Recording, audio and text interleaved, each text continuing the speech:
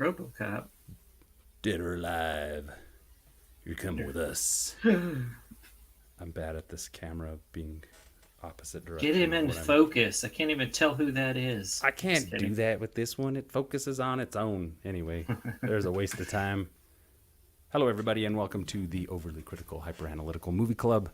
I'm your boy Wolfman Carruthers, and as always, I'm here with Matty. Matty. Matty's over there. We're back at you again once more. We didn't do an episode last night, which we usually do Wednesdays. We got a bit of a shakeup happening in schedules and whatnot. And I was on vacation. Matty was on vacation. And So- as I will start doing martial arts classes again on Wednesdays, so we're going to work that out and figure out another day when we're more regular. But as it stands, like, you basically can count on us being there at least once a week. Yeah. Lately, twice a week, which has been fun. All that movie news dropping. We got to talk about it. Yeah, there's all kinds of good stuff. So today we got the Godzilla vs. Kong review for you all. We went and watched that shice on HBO Max, as I know lots of people did. It's the big movie right now. It actually was a hit at the box office. I guess it's the best box office release since the pandemic, they're saying. I'm not sure how they're calculating this, off of subscriptions and whatnot, or VOD. Well, it seems like it's just seems box like whatever office. theaters are open, or Yeah. seems like they're just basing it off because there's no like theaters in Seattle, like Seattle Yeah. proper. It's all like West Seattle or like. So it's interesting because I saw like Showtime's popped up and I was like, oh, are theaters open here? And they haven't opened in the city yet. So, I mean, Right. but like places like Texas are like fully open and Yeah. stuff. We got some theaters that are open, I believe. So I guess, yeah, they're just tallying it off the box office numbers from actual box offices, and I don't know how it's working, but they're telling me right now in the ear that it's the biggest hit the pandemic's yet to see. So that's cool. You know, we had our gearing up to the Godzilla versus Kong bout last episode you saw us. Actually, that last episode got blocked from YouTube. So sorry if you're trying to watch it on YouTube, but we used some background music that was just, I put on one of those lo-fi channels, and boy, that bit me in the ass. So their content was, sorry, Wolverine. Their content was marked for copyright something or other. So I should have known that, but I wanted to try it out, see what happened. So that episode got blocked. You can still watch it on Facebook at our Facebook group, the Overly Critical Hyperanalytical Movie Club group page. And anyway, what am I rambling on? We talked it up. We got excited about Godzilla vs. Kong. I'm excited to talk about it. Me too. So without further ado, I think we'll just jump right in to our yeah? review, Ooh. and then we'll get to that other stuff. We'll get to that other stuff as it comes. We're rocking the purplish today. So I hope you enjoy that. I have to say that I went back and watched this movie again after the today on the Facebook group. I posted the poster of the movie, and I wrote moronic, which actually I don't think 100% it is moronic. I think some of the smart things have to do with the Easter eggs and the connections to the Toho monsters and this franchise as a whole. But I do think that Legendary's handling of the properties thus far has been moronic, and I'm here to defend that. The movie, just hot take here real quick, the movie I think was enjoyable at times. It had some really fun, cool CG moments. Obviously, you know, the fights were pretty cool. You know, some parts I was just like, yeah, I don't know. It was good. Those parts were fun, and everything else having to do with these humans and trying to build some sort of mechanism for these monsters to start fighting by using these humans, and all their expository dialogue just did not work for me. And hasn't, you know, for most of these films. I think Kong Island is probably the best out of all of them. Well, actually, Godzilla 2014 I think is the most solid, and Skull is kind of like this step down. And now we're here. You know, I think this is definitely better than King of the Monsters by a lot. But I also had a hard time really enjoying it. What do you have to say about Godzilla vs. Kong? I think I like this movie, but I also have the same issues that you do. I just the thing that to me has plagued these films since Godzilla 2014, and I think you're right Mm-hmm. saying Kong Skull Island kind of like gets to it. It gets to Kong stuff pretty quick. You know, it doesn't bog you down with a lot of character stuff. Maybe the John C. Reilly stuff, but I really enjoyed that. I honestly could have done without Samuel L. Jackson or any of those other guys, Right. and just I could have had John C. Reilly tell me the story. Anyway, I so to me, Kong or Godzilla versus Kong kind of like cut a lot of the characters out, Uh-huh. but I think I think they had too many characters and then they cut it down for time, which doesn't give you enough character development for the characters you're meeting. Right. So it's like a weird thing where I was like, they got to cut these characters out. There's too many. Like in King of the Monsters, I don't need the I family agree. drama with Kyle Chandler and Millie Bobby Brown. I don't need their Right. characters. I mean, I think Totally. they're fine actors. I love Kyle Chandler and a lot of stuff I've seen him in. Stranger Things is great. I love the Enola Holmes, whatever that Sherlock Holmes movie was. Millie Bobby Brown was in, where she plays Nice. the sister to Sherlock, and Mm-hmm. I thought that movie was a lot of fun. I think they're all great actors. It's unnecessary. You already have Yeah. these other characters that you need to explore a little more from Godzilla 2014, and you left out Elizabeth Olsen and Aaron Taylor Yeah. Johnson, which is fine. I think Yeah. they serve the purpose to That's true. like to get you through, like to find some kind of relevance or like make you Mm-hmm. feel for certain characters. Um, and the thing I didn't like with King of Monsters was they kind of went back to Godzilla 2014, where it was like the director was like, "I'm gonna make it like Jaws and show you a little bit, then take it away." And I Yeah. was like, "That's cool for like our first introduction to the new Godzilla." Plus, there's a cool battle at the end, Right. and Love it. you see the atomic fire and blah blah blah. And then King of the Monsters still tries to do the exact same thing on a like with more monsters. And Yeah. why? Just show me the Yeah. monster fights. I was watching it with my roommate, and there's a scene where Ghidorah and Godzilla are fighting, and then a plane comes into frame to block Yeah. out this cool action scene. I was like, why?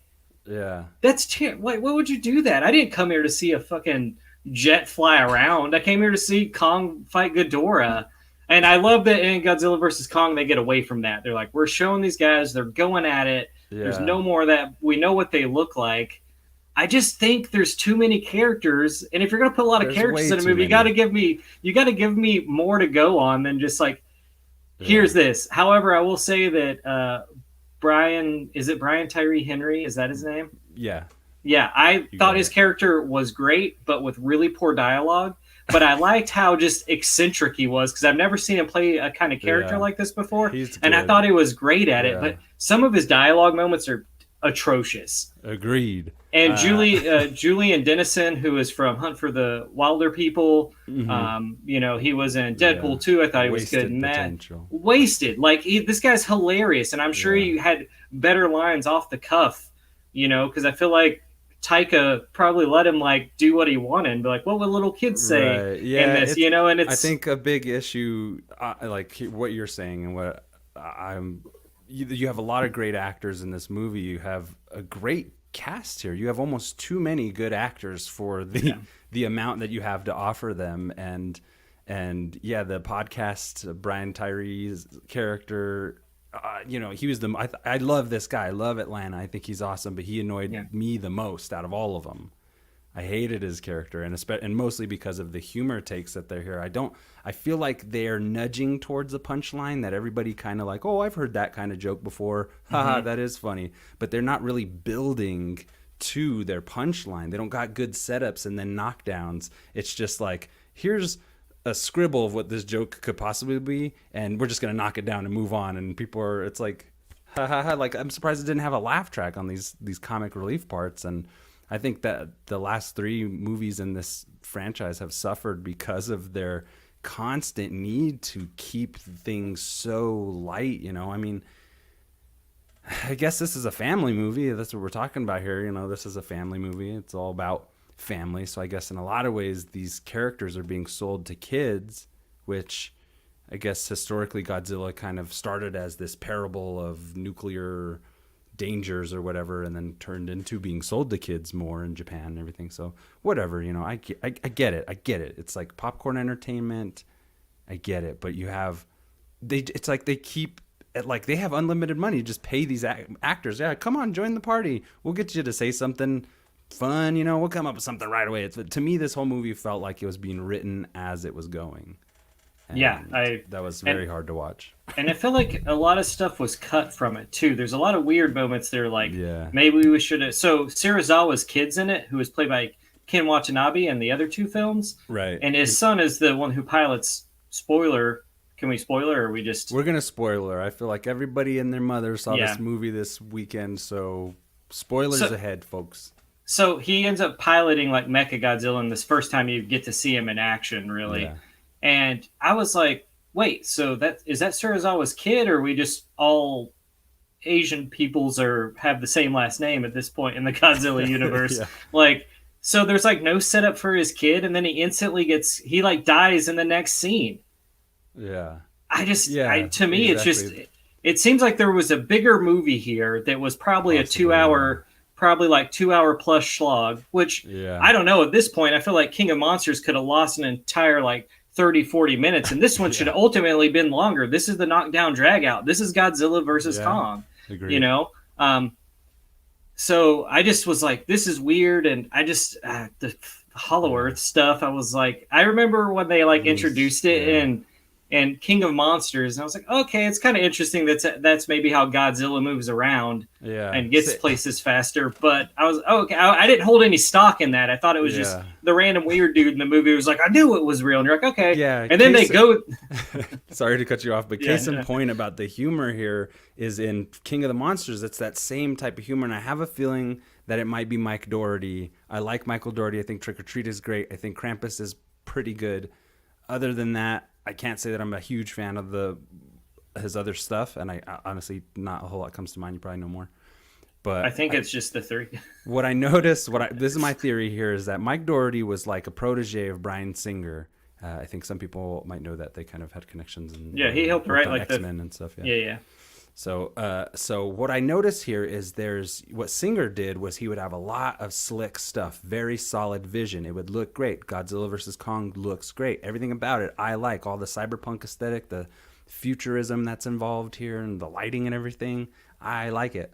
But you have this really slick vision, and then you skimp on the things that truly make your film important, in my opinion, I guess. I'm getting shit for hating this movie, but in my opinion, I think characters and your actors and your story have a lot to do with why the hell we're even sitting here. I know it's giant monsters fighting. That is awesome.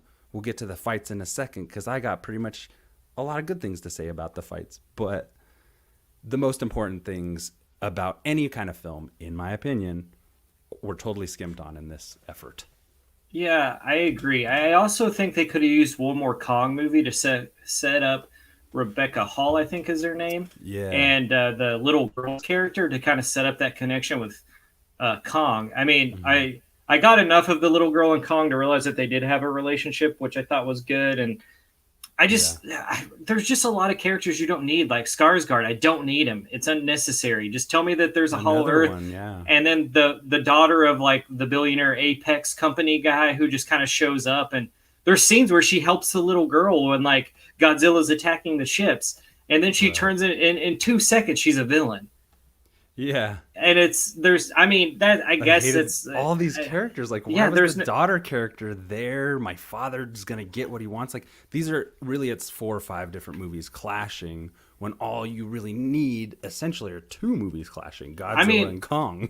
Yes. I mean, I like Brian Tyree Henry's character. I know you found him annoying, but I thought just the way he played the character when it worked was really interesting because I've always, I know him mostly from Atlanta and like the Child's Play remake where he's like a cop, but he's kind of essentially playing a version of the Atlanta character. He's a little tough. He's a little harder in Atlanta than he is in the Child's Play movie. He's a little soft-hearted kind of in the Child's Play remake. Not a great movie. I don't recommend watching it. But in this one, I thought he had fun. I feel like he read the script and like maybe he realized there wasn't a lot there. So it's just like, I'm going to play like a crazy podcaster and just roll with it. And I loved it.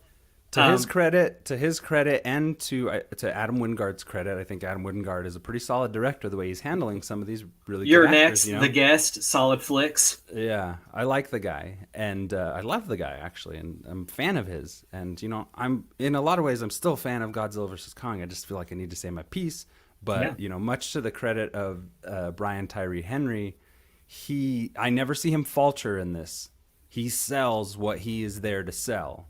There's just like a You lot know, of dumb but what he's choices. there to sell is yes, dumb, Like so dumb. the whiskey and the gun holster. I just And that line, why? he's like, "You better have a drink, kid, while you're 16." It's like, what the what?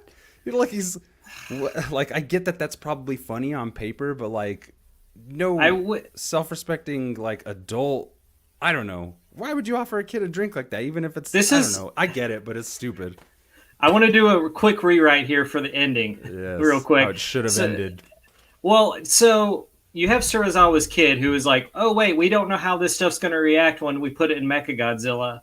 So what I would have liked to have seen is they should have played up the eccentric rich guy who's kind of evil, and he wants to have the Right. only apex predator, so he's got to kill Kong and Godzilla. They ultimately have to fight Mechagodzilla to take it down, right? So Surizawa's kid is like, I can't do it, man. It's not right. It's not what my father would have wanted. And the guy's like, Right. well, if you pull a Thanos, well, if you won't do it, I'll do it myself. So he jumps in the mechanism, links with it because he's done it before. We could have had a future shot of him playing Yeah. around in it, like fighting those like skull crusher monsters, whatever, Mhm. something like that, just trying it out. And he, instead of it being like, oh, it's shut down, it's rogue AI now.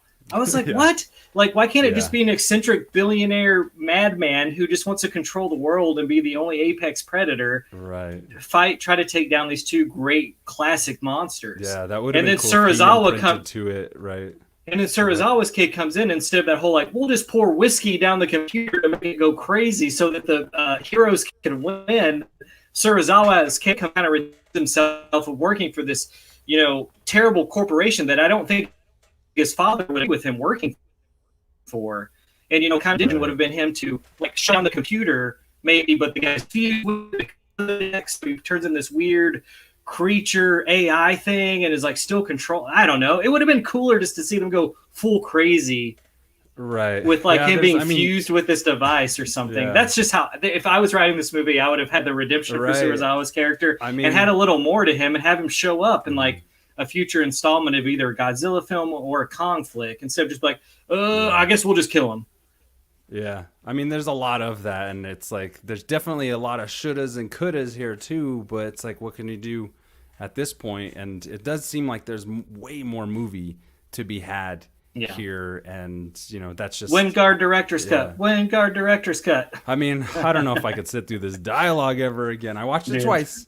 I did after my my one word review this morning on the group chat on the group page.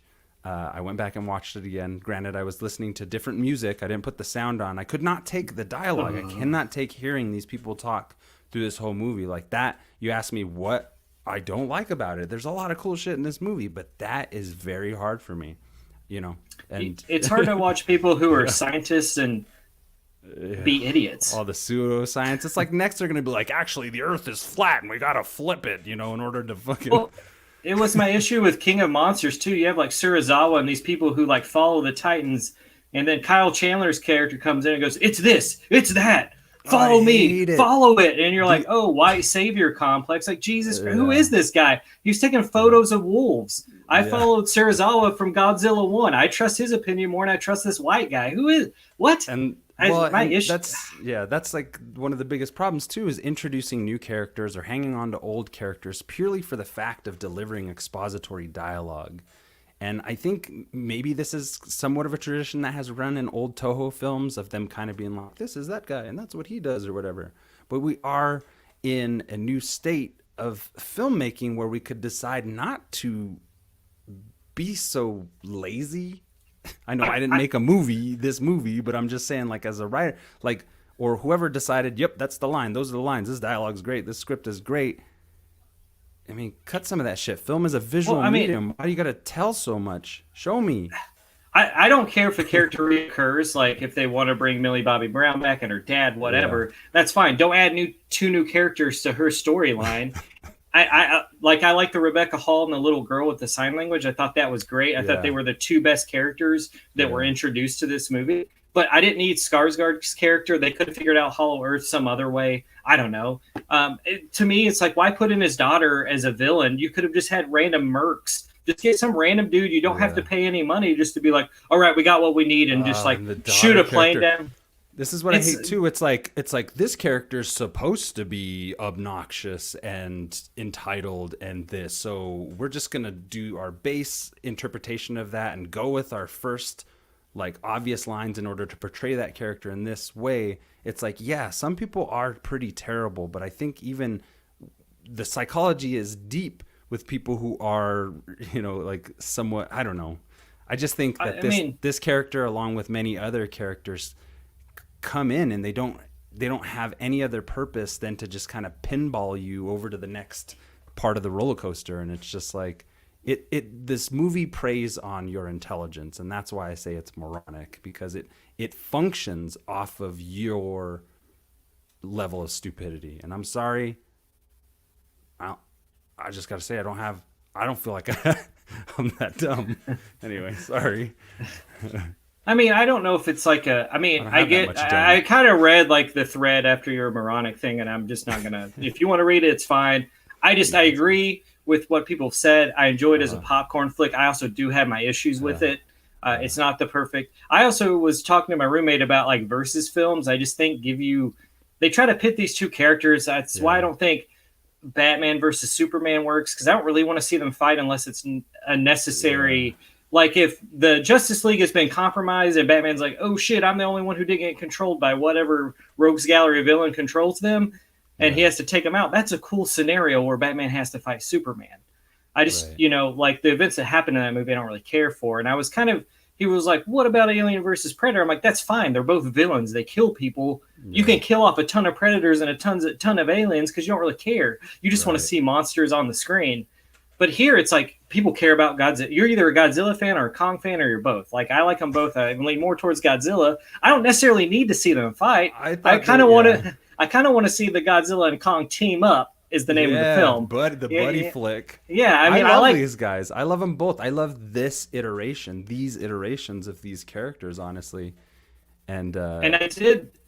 Yeah, oh, sorry, you I were feel like we chopping should up. maybe go into the get into what we liked. Right, I was just gonna say we spent 22 minutes on what we hated, and I could go longer, but there's really no sense in maintaining a negative energy over this because there was good stuff, and Yes.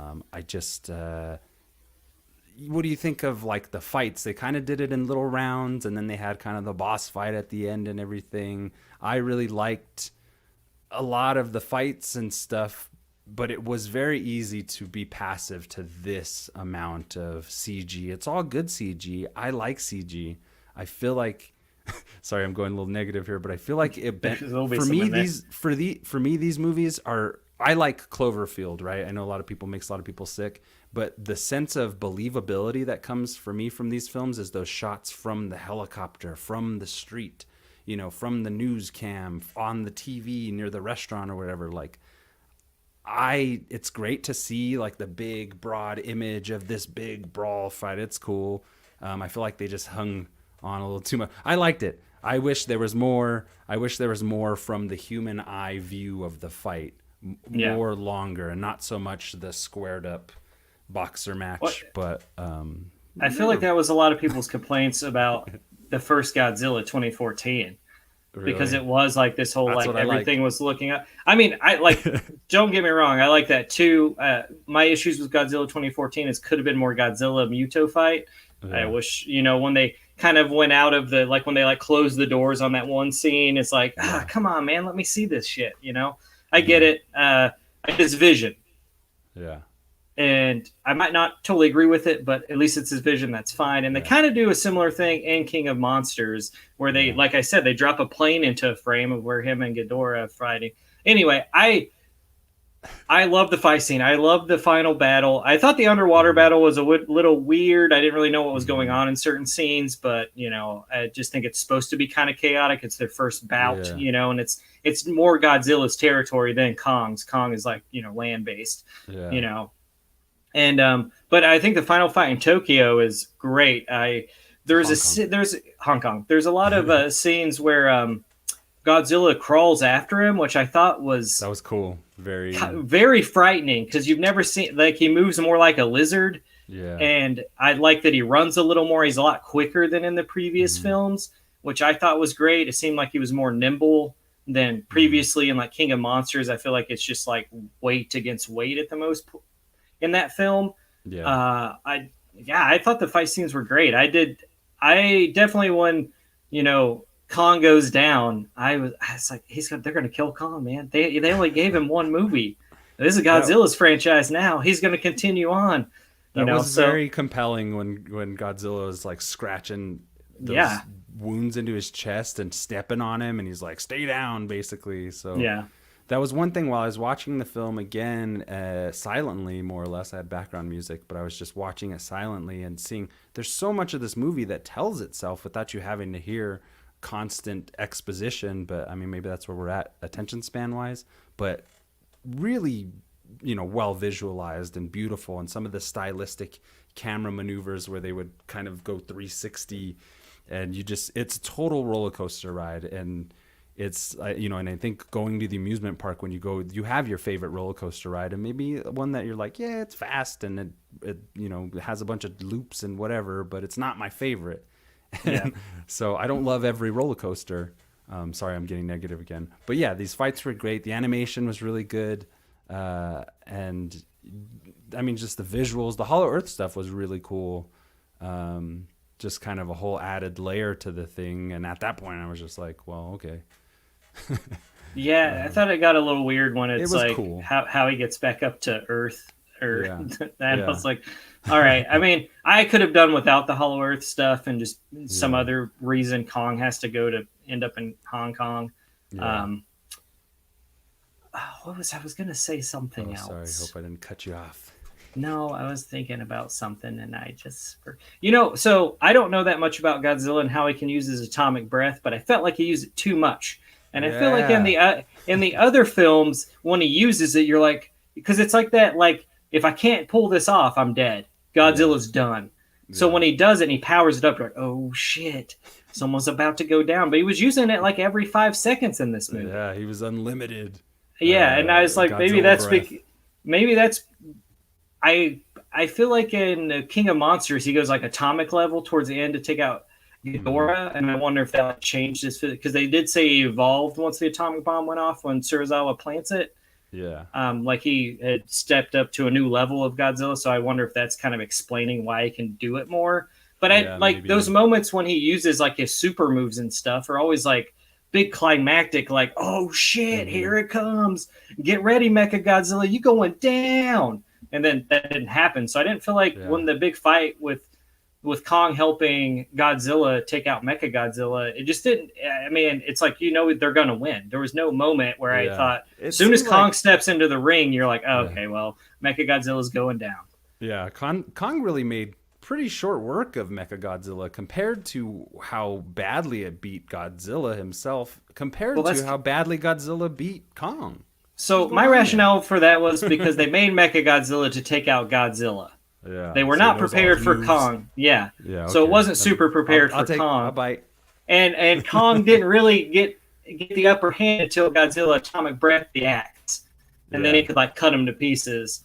So yeah, I don't This know, is man. There's a lot of also this is also I'm getting nitpicky here, but there's a really terrible cut in like that big climactic Kong swinging the axe down on Godzilla moment when he's yes. running up to that and he uses the axe as a shield to catch that beam.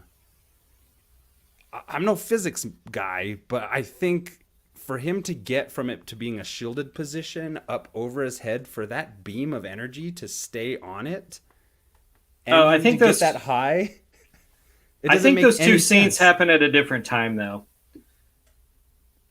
Well, no, So the actual moment in the film I'm talking about doesn't work because as he's leading up, when Godzilla shoots the, what, that's just, So I think the scene, like he shoots the thing, and then something happens, and Kong gets pushed back to the water, and he loses the axe for a second, and then that's when he stabs it into that's the Godzilla's moment. legs. No, okay, that's Yeah. the moment when he But comes he doesn't running. do the When overhead swing thing he till does, later. because when he comes back and he runs and he jumps off the buildings, grabs the axe, and he's in the air coming down, and Godzilla shoots the beam at him as he's coming, but Oh, okay. he seems to catch it lower and it's already higher, but that just, if he moves that Okay. axe, it's gonna blast him right in the face. So, and they cut on it. It's terrible. It's terrible. And I know it's a nitpicky thing. I'm just saying I can point it out in a video or something if you want me to, folks, but I'll do it.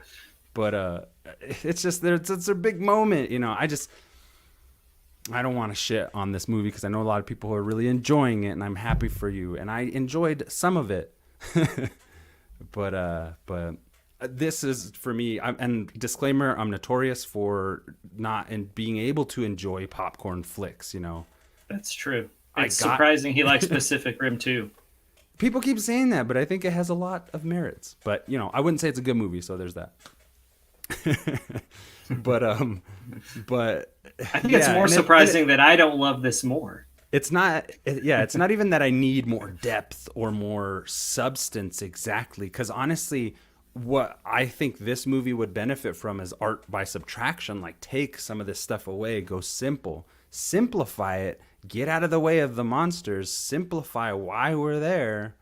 Because I mean, really, like, any good movie doesn't stand on the strength of like more than 4 or 5 characters. You know, once you get to 6 and 7 characters, you're just, they're just gonna be there for expository. Like, look it up, think about it. You know, Yeah. not you, but like, you know, everybody. I'm looking it up It's, right now. you can't, it's just, it's, and certain ensemble pieces can do this and balance everybody out, but you know, this isn't, you know, big docudrama or something like that. This isn't supposed to sway people's opinions on global warming or something. But honestly, I think what the old movies, some of the early films, especially the first Godzilla film, had the allegory about nuclear power and the dangers of wielding that type of ability. Because like, the other thing that bothers me about this movie is the destruction porn aspect of it. And like, how many people are they killing? I know, like, how many people are they killing on the streets to have this fight for our main characters just to be like, wow, he's protecting us? It's like, no, this is terrible. Yeah. Not only are these monsters, unstoppable monsters, destroying, like, they never made a single effort in this film, I don't remember, of evacuating anybody from anywhere. Like, even in the old Godzilla movies, you see people, you know, you see a little bit of people jump out of the way and frame here, but like, it just didn't make any sense. It felt kind of like Man of Steel a little bit, you know, where they're just like smashing the city to bits, and there's no way for us to know whether or not there's thousands of people being killed in those Well, few they went to the moments, Titan or shelters. They're fine. did they? I missed that There's part. a If they scene. did. Is there? Okay. Yeah, I mean, Fair I enough. totally get what you're saying too, but I think it comes back to I people hate like it. I hate watching. fun. Stupid. I think it just goes back to people like watching like major cities get destroyed for. It's when I go see a Yeah. disaster film, that's what I want to see. It's why I didn't like Greenland that much, because I feel like there's Yeah. enough destruction in it. Yeah. But you know, I feel like I hold more stock in my Godzilla and Kong films for whatever reason than I do Okay. an asteroid hitting the Earth. Yeah. You know, I think it's because I'm a creature guy. I want my creatures to emote more. I want them to be, Yeah. you know, larger than life. I remember reading something that Adam Wingard, Toho doesn't like Godzilla to emote because he's like a god, right? Mm-hmm. Um, so he should be like he just doesn't care. It's his world. He's going to save it however he wants. And Mm-hmm. I thought it was really great that Godzilla does emote in this, because I always thought like there was more Yeah, going that was on cool. upstairs than him just being like, all right, I'm going to come out of the water. Got to save Mother Earth again because you humans are fucking it up. I like that it's Right. like, it's like he was making decisions and like him and Kong have an understanding now, and like he got one, like Kong was helping Yeah. him because he was gonna die by the hand of Mechagodzilla. So So there's that thing too. Is like some a crux of some people's argument has been, well, Godzilla is the king, and so he's a rivalry. He's got to take out the other guy who's a threat to his throne or whatever. Like that's not really happening. Like very kind of, I because if by the end Godzilla's like, okay, well, we'll call it a truce for now. Like what? Doesn't one of them have to win now? yeah. Like, I don't I know. just don't. I always hated them setting up like one of them has to be the alpha, Yeah. and it's like, does it though? It doesn't Yeah. really. I mean, he is the king of the Yeah. monsters in his universe, and like Kong can Yeah. come in because he is a giant monster. I don't know. It's just The I I like them. just Why can does this hap- movie even happen? Yeah, I can happily say that the problems with this movie are not Godzilla or Kong or Yes. Mechagodzilla or even the crawly guys or the fucking other monsters. Those flying ones when they get to the Hollow Earth are pretty tight. That was fun. Yeah. The axe like Stormbreaker all of a sudden, and I don't know, whatever, like This Godzilla movie. and Kong, whatever. But they're not This at fault for movie. this. This movie should have ended in Hollow Earth. It should not have like just to Yeah. get away from the disaster porn. Well, yeah, Set and it then he somewhere where we punches. haven't seen Godzilla fight before because he's already done it twice in cities. Like I would have loved to have seen an all-out brawl in the Hollow Earth. Yeah, I mean, right. And then the whole Neon City thing was purely an aesthetic choice that Adam Yeah. Wingard has come out and be like, well, Which I had this I loved vision it. of them fighting in a futuristic city. It was very cool. I mean, I lit my room like it in honor of the visuals. I'll say that much. But it was cool. I'm not trying to knock it or anything, but it definitely felt like just kind of a tacked on kind of decision, which whatever. Um, a lot of the times the movie tried to feel smart is really when I felt it was most dumb and took me out of it. And I think, I agree with the gripes of some people on our board when you say stuff like, oh, I don't like if they go too deep because it's pretentious or whatever. I get that. I don't like pretentious shit either. But I think your movie will benefit from sitting and thinking about what you're doing here, and sometimes that's hard to see when it's just on the page going into the movie. But I'm sure they did tons of concept art and stuff for this, and I just don't understand. Maybe it's too many people's hands this thing goes through or something, but like I just don't get how. I don't know. Maybe it's tastes or something. Maybe I'm just like that snobby that I can't get over certain bits of dialogue or storytelling mechanisms that I just feel like I don't feel like it's just because I don't like it. I feel like they don't work. Yeah. But hey, that's art, I don't know. I will say this. I think Adam Wingard probably did the best he could do with Yeah. having big studios. This guy's only made True. really much smaller films. He's a horror movie director. Mm-hmm. I think what he accomplished in this is great. I think he Yeah. made a pretty pretty tight movie for the most part. Kept it under 2 hours, which was I get maybe not the best idea, but maybe it was. But Yeah. I thought his action stuff was cool, and maybe I don't know if he wrote it, but It definitely was maybe Terry. It was Mike Doherty and Terry somebody. yeah. I don't know if he would have made any changes to the script, or maybe these are just like the best lines he could pull out of the script, and Legendary or whoever was like, you got to use these lines, this script. You can't stray from it. Right. And Because I feel like he works with I think You're Next and The Guest are two solid they're horror awesome. flicks I that like work those movies, really yeah. great. And I think the dialogue in that is great. So I'm sure he probably wanted to pull his boys that he normally works with or Right. his crew, and they were like, no, Mike Doherty and this guy turned in this script, and this is the one we want to go with. So he's like, well, I'm not going to turn down an opportunity as a lower budget horror movie director to Mm-hmm. do some big giant movie and get my career to take off, Yeah. so he can do other horror projects or whatever thing he wants to do next, which I hear is a Right. Thundercats movie is what he's attached to next. Yeah, and I'm still excited for that. That'll be cool. I could, with this level of CG and stuff. One thing I wish that, again, like that whole kind of Cloverfield thing or whatever, and I think what will work for his Thundercats is the mix of animation and live action, motion capture, whatever. If he can have his actors intermingle more with the effects that are going to be happening around them within the world and stuff, then I think that'd be very cool. I think it'll be like John Carter or something like that. I would. I just don't need to see someone be a human be transported to the world of Thundercats. Just set me in that world Oh and let man, me if they go. do that shit, this is John Simmons. He's a new He's a strapping military military officer, lad who gets has been transported. transported. He falls into a whirlpool or some dumb shit. So I just wanted to point out before we get to our ratings, I just wanted to point out the people responsible for this movie. Uh, Story by Terry Rossio. I didn't see a story. Story by Michael Dougherty. Still can't find a story. Zach Shields. Story by. Which story did they go with? Uh, sorry. Eric Pearson is screenplay by. Max Borenstein screenplay by. So Oh, I think there you kind of get an idea. you know, Of when you have five why it's story all and over the script place. writers, it's never Yeah. good. So it seems like, again, I think a common gripe with these big ass movies like this. We love these characters, we love these franchises, but the common thing is this: either it's the studio interference, or just these. Sometimes I feel like these properties are just too big to enjoy anymore because they have to cater to so many different audiences, and they get shuffled through so many hands. But hey, I'll be here for the next monster movie. So what the I heck? one last thing. I also think it falls into that DC thing where no one has a clear vision of what Yeah. they want to do. And Right. as much as people don't like shit on the MCU or like what Yeah. they've done, stringing these movies, so you have to go see them so you can't enjoy one after the other. Yeah. I mean, I like if you don't want to watch the MCU, don't watch it.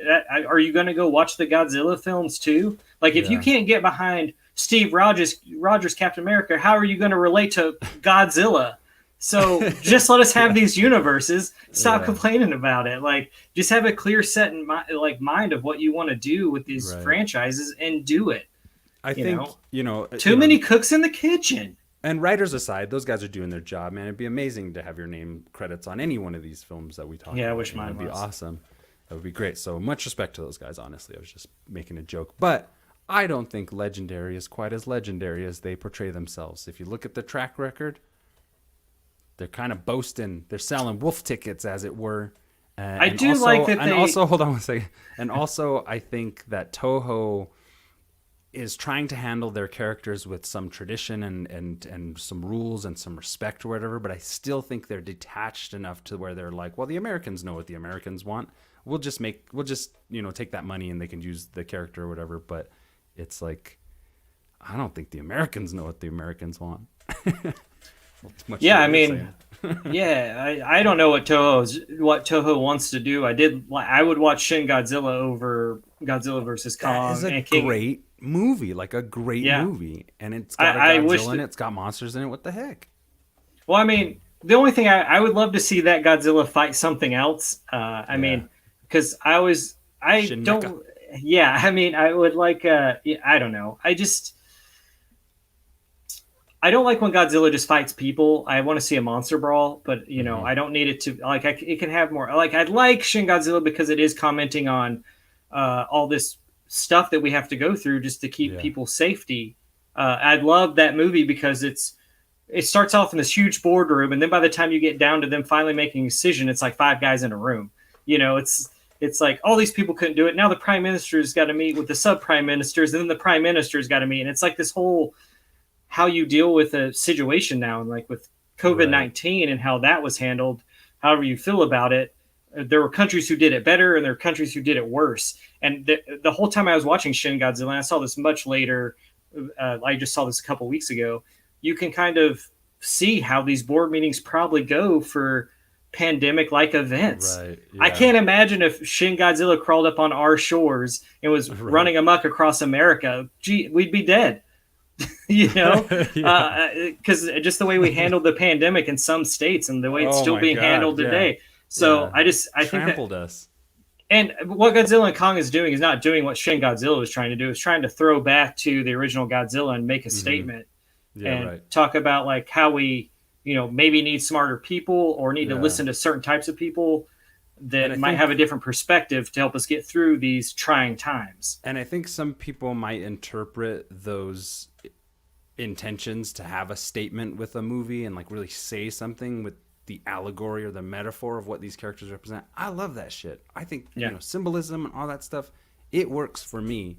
But I think some people might feel that that's the pretentious part, or that is the stance or the statement that's made is somehow political as well. So I think that's kind of where the popcorn movie, like, oh, it's just dumb entertainment. I don't want to have to ever admit that anything that I enjoy is a guilty pleasure. I don't have very many guilty pleasures. I enjoy them thoroughly, and I can back it up on paper.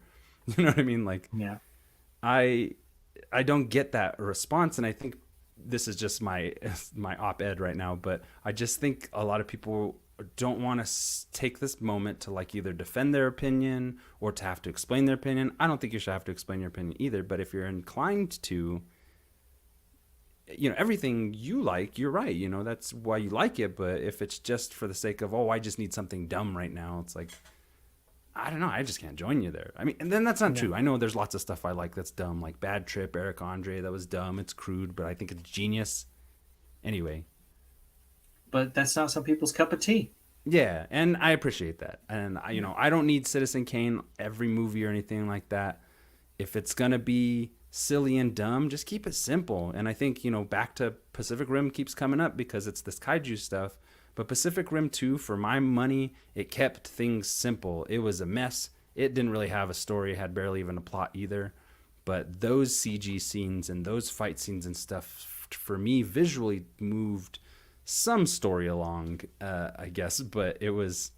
Time for that rewatch. Do that. It has deep its dive. merits. I was thinking about it today because I refuse to just be like, oh, it's dumb and it's bad and I like it and that's okay. And that is okay, but I'm not like that. I like that movie. I don't think it's like a great movie or a good movie, and I don't consider it a guilty pleasure, but we're going to get back to that. We'll get back to you on that one. And I enjoyed catching up on all these monster movies. I really had a great time with Godzilla, Kong. I think since Justice League, it's been nice to have kind of an event for our show and everything. So, I don't. It's think been I'd a wild ride. It's been a wild ride.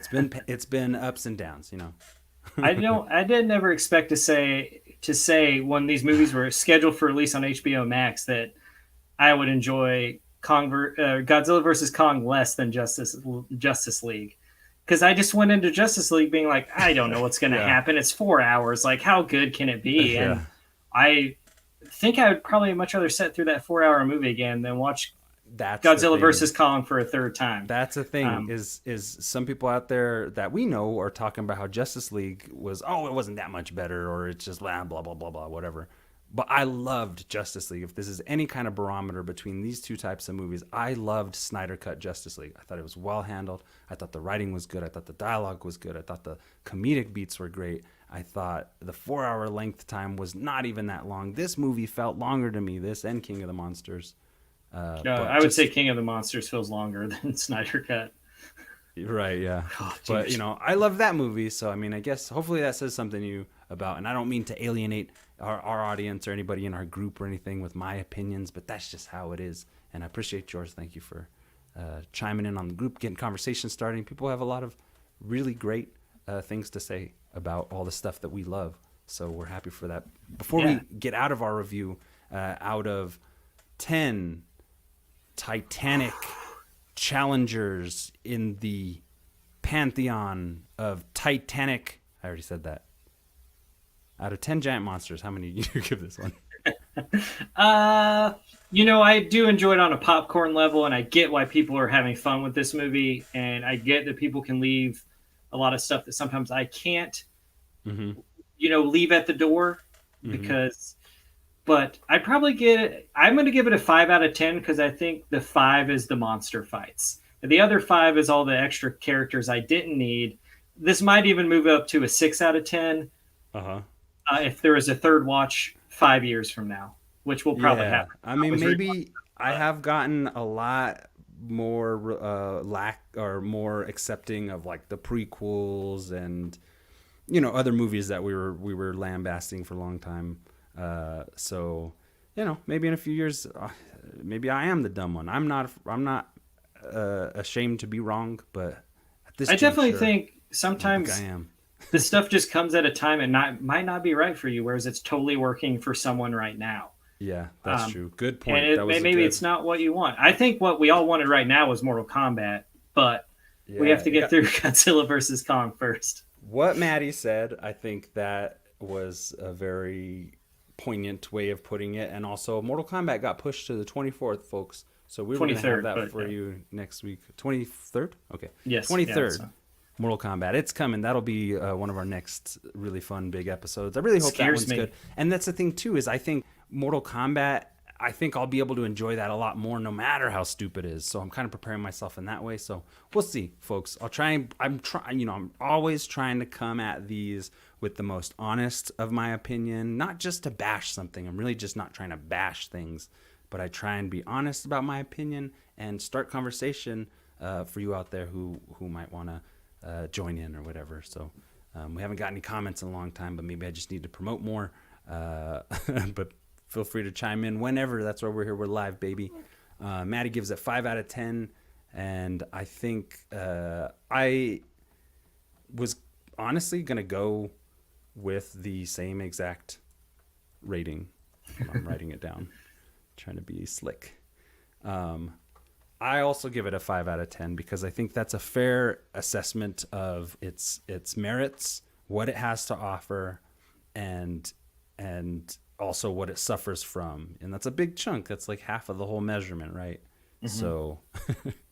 So I think I didn't totally have the worst time. It was very enjoyable to sit here and like watch the movie and smoke some weed and eat dinner and just have a good time and relax in front of the TV. So that was always good.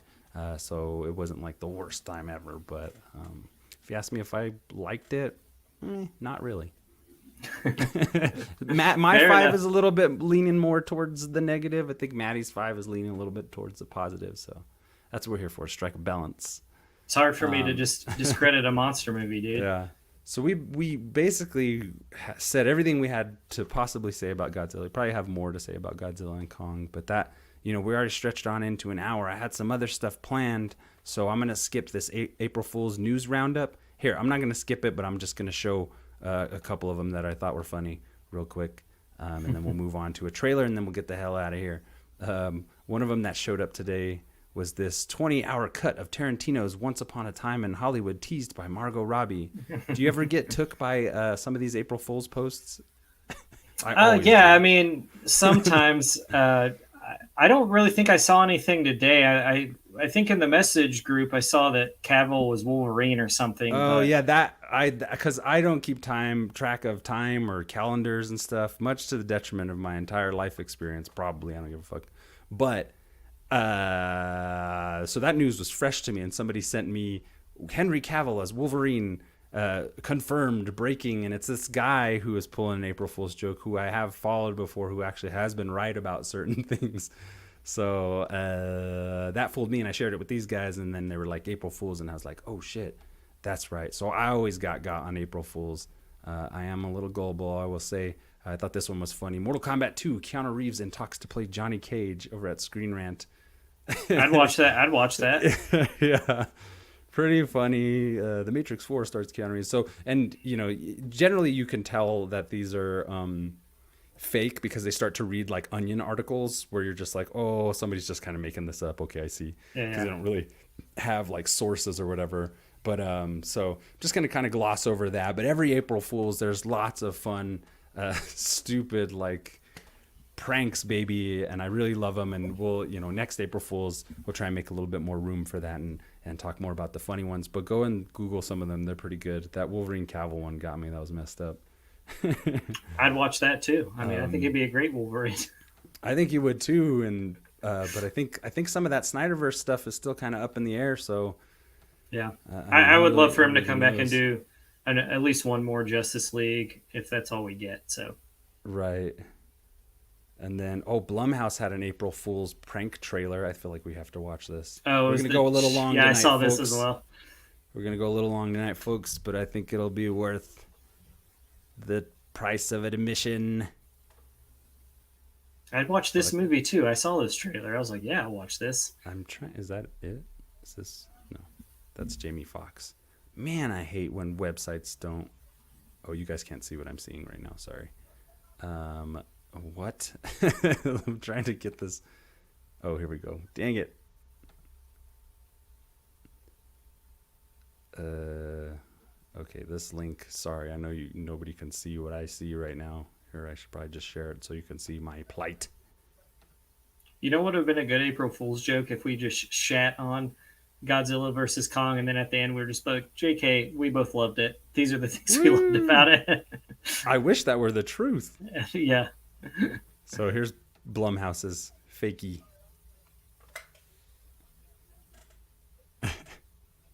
But yeah, I think we got to think about that for next year.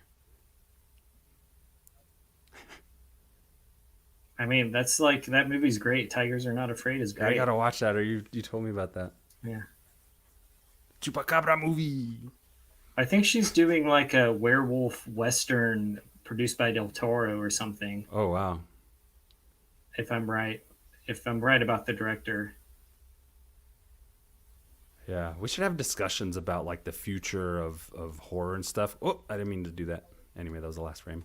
But you know, like where it's all headed, and maybe do monsters. Like we can't have the same monster movies anymore. I feel like things need to evolve. So werewolf western, that sounds pretty cool. But maybe. Well, I know that Darren Lynn Bousman, who did the Invisible Man, like the newest version of it, put a spin on it, and I think he is doing a Wolfman. And I think Ryan Gosling is attached to be in it. If I'm correct about that, I read it a while ago, so you know this noggin ain't the same as it used to be. Can't keep everything in there as much as I wanted to. There goes geometry. I wanted to. Oh, that was gone years ago. Yeah. We're just going to go ahead and run a little long, folks. But thank you for joining us. Whoever's watching right now, hit us with a comment, if you will. Join the party, man. What you got to say for yourself? We made him mad. This clip. I'm sorry if I made you mad. I love you. So, Adult Swim also had an April Fool's trailer. And for the Rick and Morty fans out there, we're going to watch this real quick. You don't really watch the Rick and Morty, do you, Matty? I think I got caught up to... I've watched some. I've watched some seasons of it, and I just don't think I'm an animation guy that much. It hurts my heart, but it's okay. That's what we're I will say this real quick, though. My Mutant Powers cartoons, his Mutant Powers horror, and together.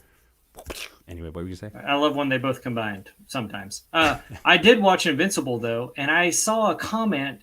I don't know if it was on our or on the Justice Squad or the, but it was on ours. Who said they didn't like the animation. The audio was bad. And they said they were 5 minutes in. 5 minutes. So when I was watching it, to this person's credit, I was also like, oh my God. So I know it's Robert Kirkman. I know it's going to be bloody. I know it's going to be intense at some point. But it is a little bit of a slog in the beginning. But I loved it. It kind of reminded me of Batman Beyond, and I love that series. Yeah. I grew up watching it. I loved it more than the animated series because I love Batman, but I love seeing a different version and a different kid, a kid being Batman, and I loved old Bruce Wayne. I thought was great. And this is what it kind of reminded me of a little bit with like J.K. Simmons' like dad character and Stephen Yeun's son character. But that show's great. I can't wait. I was going to talk to you if I needed to buy the comics because I feel like I might be missing something, but I don't know if I'm going to read them. There are a lot of them by now. They even did their own little soft reboot about midway through the run of the books. But yeah, I would say if you got the time, got the spare cash, I use Read Comic Online sometimes for stuff. Depends on where you're at. But Invincible's great. The cartoon was awesome. I think our buddy there on the group was a little cuckoo. A little hasty? A little hasty, maybe 5 minutes in, because it's 3 episodes they dropped on your ass to really set up what's going on. And they're like, it's long for a cartoon, too. Yeah, and they're streamlining the storytelling, and they're really doing a good job of adapting it to the screen and not just copy pasting the comic to the cartoon. And the animation is a whole other thing. Seeing Cory Walker inspired designs, Ryan Otley style art animated is like a dream come true to me. So it's our buddy J.H. Montgomery. I don't want to put him on blast too much, but give it a chance. That if you haven't read the books are great. And the thing I like about Invincible is it's not like a cynical take on superheroes. Like some of that has worked with the Authority and the Watchmen and stuff like that. I like that stuff too. But Invincible picks up where the last generation of superhero-dom left off, and it just moves forward. It has some of that commentary on conventions of superhero stuff, but it also is very much its own thing, and Kirkman is a genius, man. It's really good. But before we get into too much Invincible, let me watch this Rick and Morty thing. I actually haven't even watched it. So watch it with me. We'll see what we have to say. And then we're going to move on to, we got Suicide Squad official Green Band trailer after this, so stick around, and we're going to talk about that a little bit. And anyway, let's just watch this. And Spiral? We could watch that too. I was kind of shuffling some stuff around, but hey, nobody's telling us nothing. Here we are. So this was Adult Swim's April Fool's I can't hear the audio, gag. but Oh, that's fine. That just will not do. God dang it. Hold on for technical difficulties. Oh, shoot. I be doing that all the time. Get used to hitting one button and not hitting the other. And also, okay, here we go. I heard it now.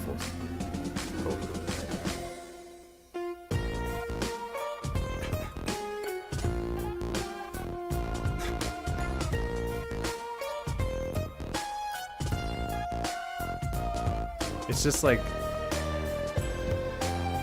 I could see this in an episode. Yeah.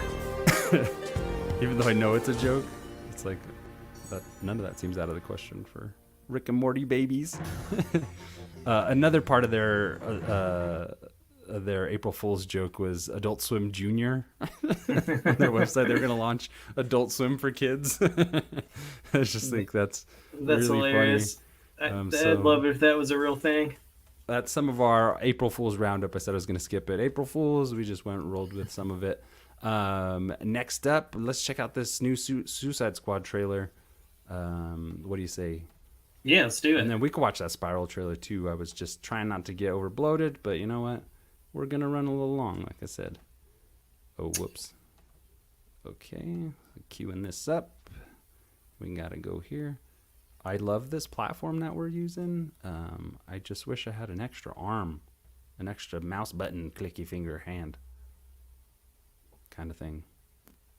You know what I mean? Yes. I mean, I wish I could do some stuff. Oh, yeah, that'd be awesome. Sad souls in costumes. So we got some ton of new footage.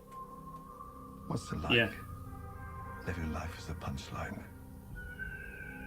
But all it would take would be one blessed act of I think that rebellion actress is very pretty.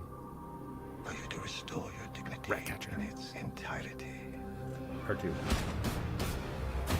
You know the deal. Complete the mission, you get 10 years off your sentence. You fail to follow my orders in any way, and I detonate the explosive device in the base of your skull. Love him or hate him, these are your brothers and sisters for the next few days. Any questions? And Yes, that is your hand. Very good. we're all gonna die. I hope so. Oh, for God's sake. Yes. I like how they're putting him at the forefront of selling this, you know, after Ayers Yeah. didn't do so hot. Cool. That's Alice Braga. Love her. Suicide. Well, that's kind of our thing. I love that shirt. Oh, that was cool. Nathan Fillion's character can detach limbs. Nothing like a bloodbath Yes. to start the day. They call you Peacemaker? I cherish peace with all my heart. I don't care how many men, women, and children I need to kill to get it. I thought you were the crazy one. I am.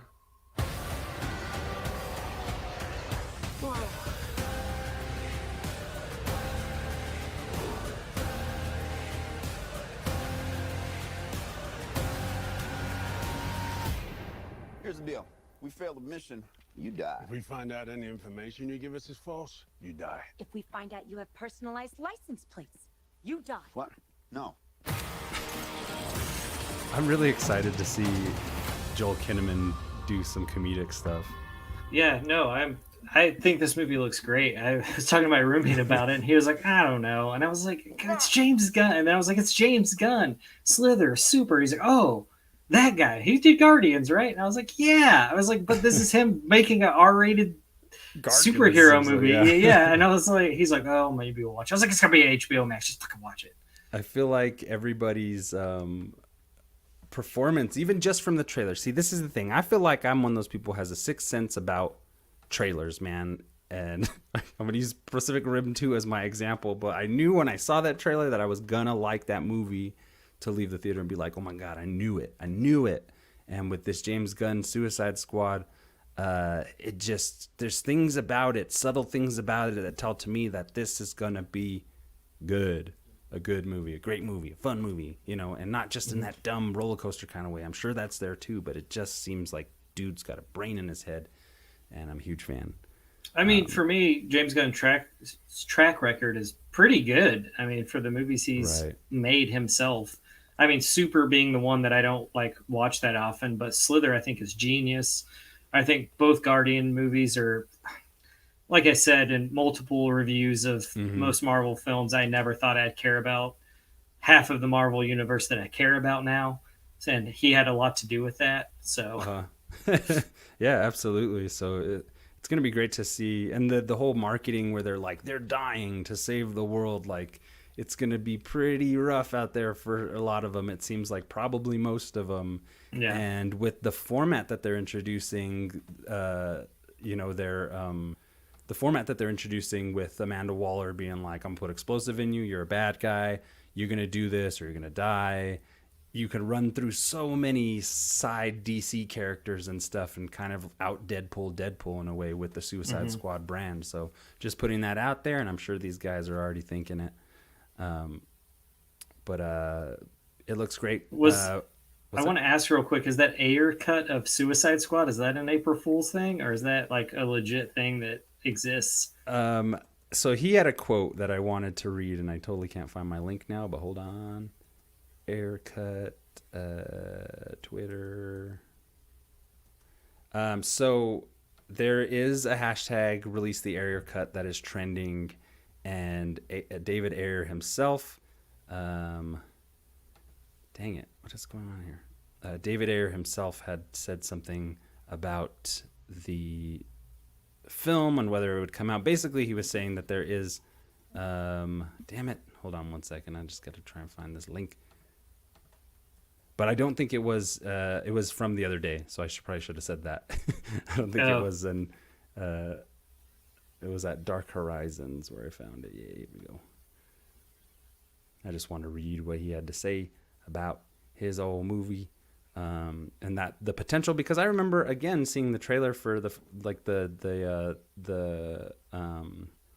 Ballroom Blitz trailer for Suicide Squad. And I was like, this is going to be cool. It looks like Superhero Fight Club. And I don't know why I went there, but that's kind of what it looked like to me. And then it just didn't turn out that way. So is this what I'm looking for here? I think so. Sorry if I'm just trying to share all my, okay. Is this the thing I read here? Yeah, here we go. So, in an interview with EW, Ayer has spoken out about his Ayer cut of the film and still thinks Warner's could please the fans by allowing him to release his original and darker version of the film, one that he doesn't think will take away from James Gunn's semi-sequel and semi-reboot The Suicide Squad. Ayer says, I think the studios see now that there can be a canon, there can be non-canon. The fans just want to touch it. I agree with that. They love the characters. They just want to spend more time with it. And people are way more sophisticated about how movies are made and want to be participants in the journey. I agree with that as well. There's room for different things, different versions, different assets being shared with the audience. I think it just helps strengthen the community. But absolute credit to Warner Brothers for supporting Zack and having the courage to explore that. I get it. It's a business. It's frustrating because I made a really heartfelt drama and it got ripped to pieces. See, he's just saying that. We don't know for sure, but hey, could be true. And they tried to turn it into Deadpool, which it just wasn't supposed to be. And then you take the hit. You're the captain of the ship. My name was on it. Even though it didn't represent what I actually made, I would take all the bullets and be a good soldier. I made an amazing movie. It's an amazing movie. It just scared the shit out of executives. So, you know, I want to believe that. I really, not that I I'll don't watch it. But I'm just saying, yeah, I would love to watch and see if there is a better cut of this movie, a more rounded out, a more established cut of the movie. Like, guy's not a slouch. You know, David Ayer's, because, you know, a solid director. What's that movie he came on the scene with? That war movie? Fury. Yeah. So he's a solid director anyway. So I feel like, you know, maybe he's not as solid with superheroes, or every argument you could have for why it would be bad. But Ayer cut Suicide Squad is possible out there. It seems like it's not in anybody's current workflow, it seems like. But from what Ayer's saying is that there is footage. There is another movie out there. So in that regard, I'm definitely interested to see. So before we head out, we're going to watch one more trailer. This is the Spiral from the Book of Saw trailer, the Chris Rock, Sam Jackson. Is this kind of a reboot, or it's like a sequel? What would you call I it? don't really know. I thought it was interesting that Chris Rock like picked up the franchise, basically, like bought the rights to it, I guess.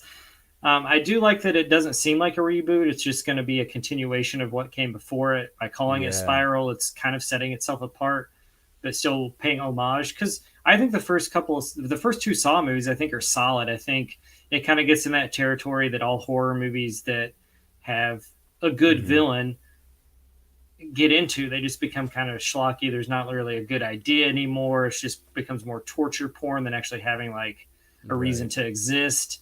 I never saw the last one that was just called Jigsaw, so I'd probably I think they're all on HBO Max now, but I may revisit them.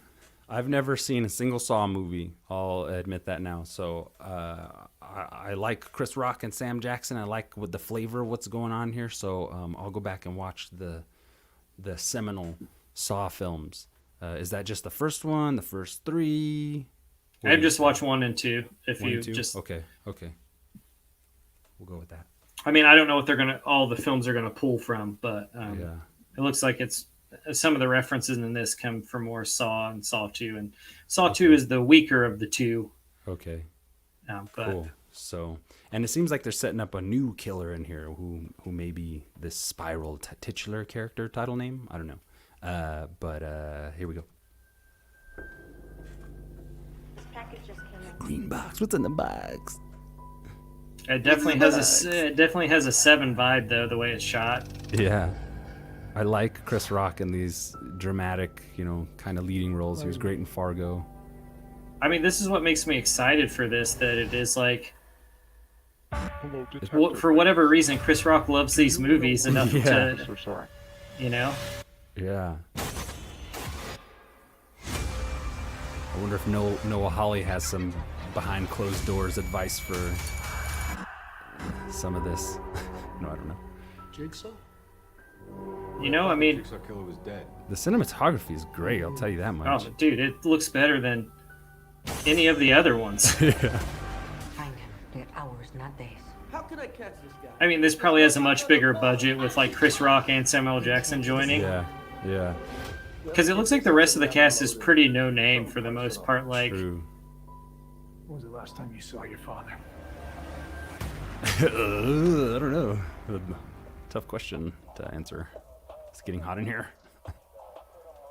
Some drama. Jigsaw copycat.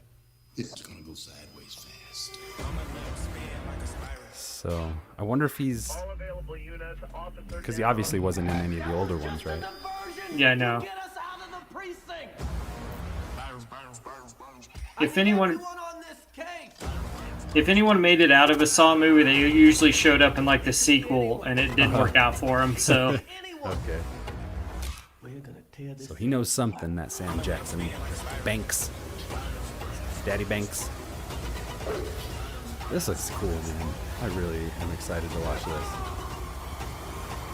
Oh, shit! I'd recognize that from the first one, though. yeah, The pig thing, that's cool. Detective Banks.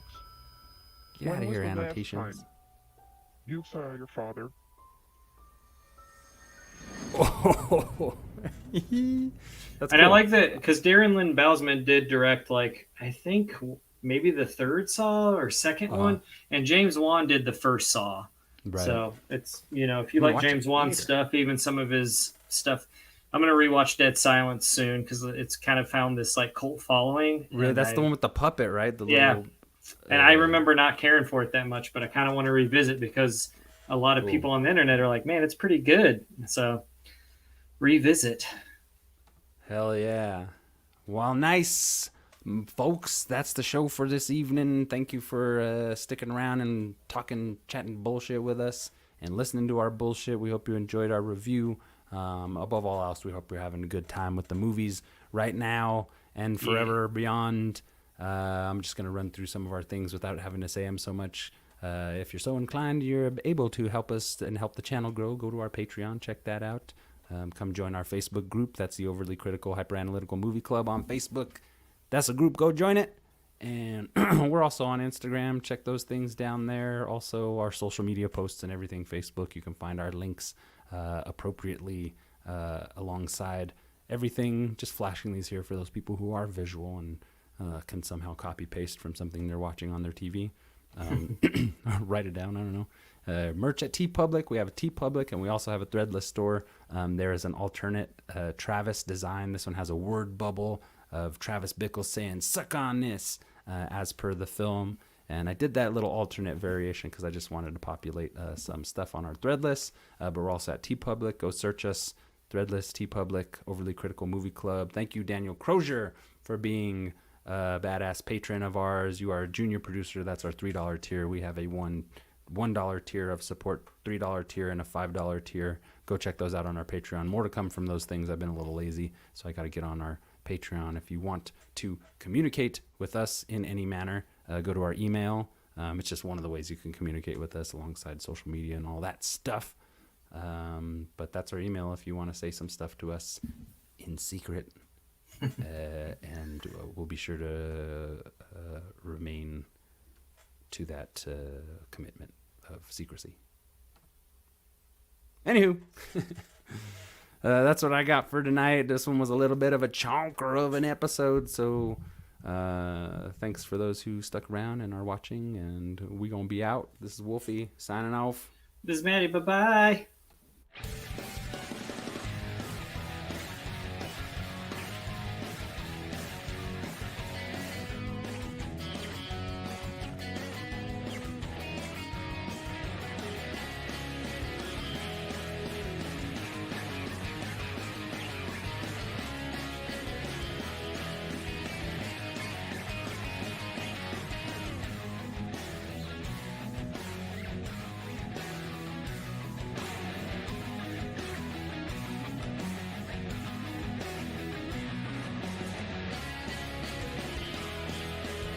Whoa, I can unmute the mics. Oh, never mind. I can only do mine? That's weird.